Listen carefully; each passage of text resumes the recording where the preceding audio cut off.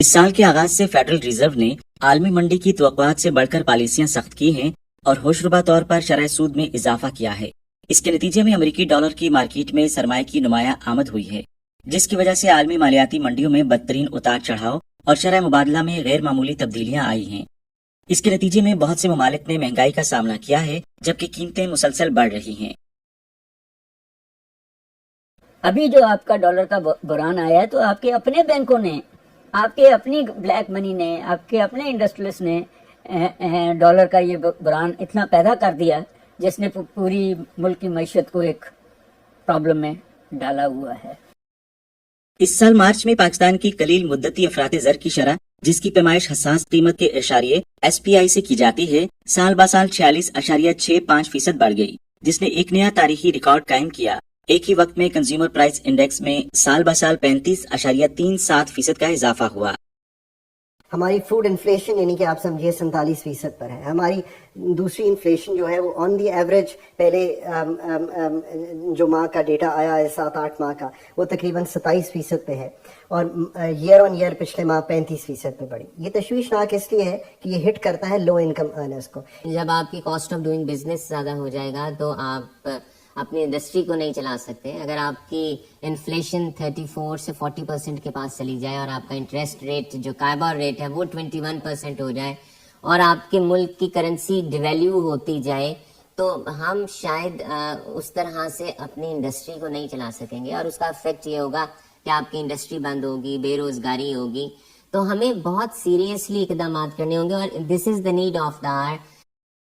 कीमतों में नुमाया इजाफे ने सप्लाई चेन को मुतासर किया है।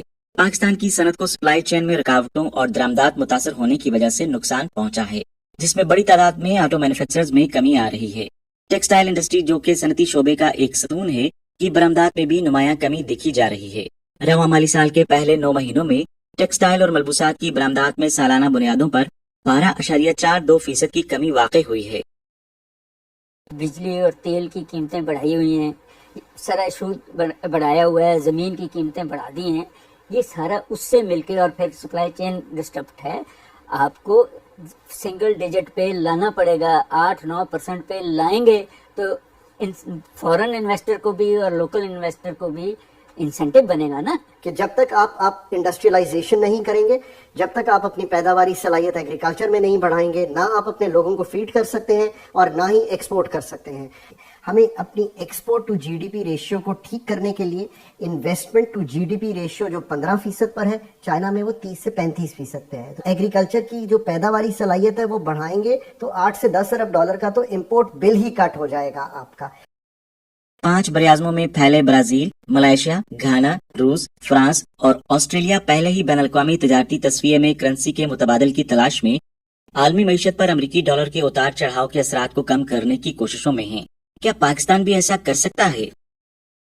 जी देखें, बिल्कुल ऑप्शंस हैं। हम बार्टर ट्रेड की तरफ जा सकते हैं, हम किसी और करेंसी में कर सकते हैं, लेकिन एक पॉइंट समझने वाला है, हमारे पास पैसे कहाँ से आएंगे, हमारे पास फॉरेन रिजर्व्स कहाँ से आएंगे, हमारे पास अगर हम कुछ एक्सपोर्ट करेंगे तो हमारे मुल्क के अंदर कोई और करेंसी आएगी ना।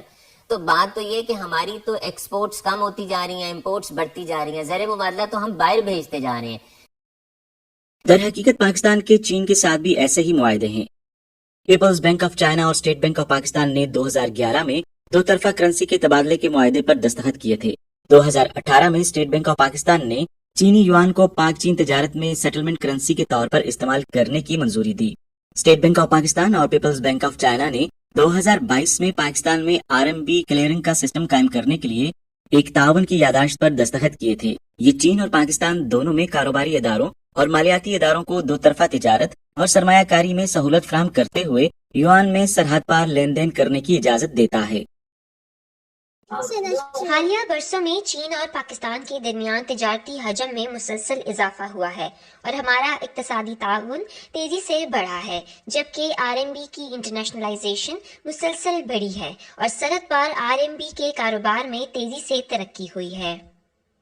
चीन की जानिब से RMB में बैनुल-अक़वामी तिजारत का मकसद लेन देन की लागत को कम करना, शरह मुबादला के खतरात को कम करना और RMB में मालियाती लेन देन की तादाद को बढ़ाकर इसके आलमी इस्तेमाल को تیز کرنے میں مدد کرنا ہے، خاص طور پر اس کے بڑے تجارتی شراکت داروں جیسا کہ پاکستان وغیرہ کے ساتھ، جو کہ چین کا سدا بہار اسٹریٹجک پارٹنر ہے۔ اعداد و شمار کے مطابق عالمی زر مبادلہ کے کل ذخائر تقریباً 12 ٹریلین ڈالر ہیں، جس میں امریکی ڈالر کا 58.36% حصہ ہے۔ یہ اعداد و شمار کئی دہائیوں میں اپنی کم ترین سطح پر ہیں اور یہ اپنے عروج سے 27% کم ہے۔ عالمی معاشی نظام بتدریج بدل رہا ہے۔ میں نے ہمیشہ کہا ہے کہ پاکستان نے اپنی پیداواری صلاحیت بڑھانے کی بجائے کھو دی ہے۔ اس سے میرا مطلب یہ ہے کہ پاکستان کی ایگریکلچر جو ہے، اس کی پروڈکٹیوٹی، اس کی پیداواری صلاحیت جو ہے، وہ کاٹن میں فار ایگزامپل ہم 2 ٹنز پر ہیکٹر کاٹن اگاتے ہیں، چائنا 9 ٹنز پر ہیکٹر کاٹن اگاتا ہے۔ سو آپ اس سے اسیوم کر سکتے ہیں اس نے اپنی پیداواری صلاحیت مینوفیکچرنگ میں بڑھائی۔ مینوفیکچرنگ میں کیسے بڑھائی؟ ہیوی انڈسٹریز سیٹ اپ کی۔ پاکستان نے کیا کیا؟ پاکستان نے اپنا جی ڈی پی کا جو مینوفیکچرنگ تھا وہ کہیں 16 سے 20% تھا، آج 12.4% رہ گیا۔ یہ ہے کہ اپنی معیشت کو اتنا کر لیں کہ اگلوں کو آپ کے پیسے چاہیے، اور اپنے لوگوں کو اتنی سکلز دے دیں اور وہ انٹرپرینوریل سکلز ہوں، اور پھر ان کو اجازت دیں گے جی جتنا زیادہ پروڈکٹیو ہو جائیں اور جتنا زیادہ دنیا کو بیچ لیں تو آپ برابر آ جائیں گے دنیا کے اس بیلنس آف پیمنٹ کے لحاظ سے۔ ہم نے بہت پرائیویٹائز کرنے کی کوشش کی۔ آپ کی S O Es loss making ہے، یا تو ان کو چلائیے چائنا کی طرح کہ پبلک سیکٹر میں ہی چلانا ہے، پھر ایکسپرٹیز لا کے چلائیے، پر میرا نہیں خیال کہ یہ پاکستان میں ممکن ہے۔ پی آئی اے، ریل لنکس، ان کو پرائیویٹائز کیجیے اور ایڈوانٹیج اٹھائیے کمرشل اورینٹڈ ایفیشنسی کا، تاکہ ہم کمپیٹیٹیو انڈسٹری کو چلا سکیں۔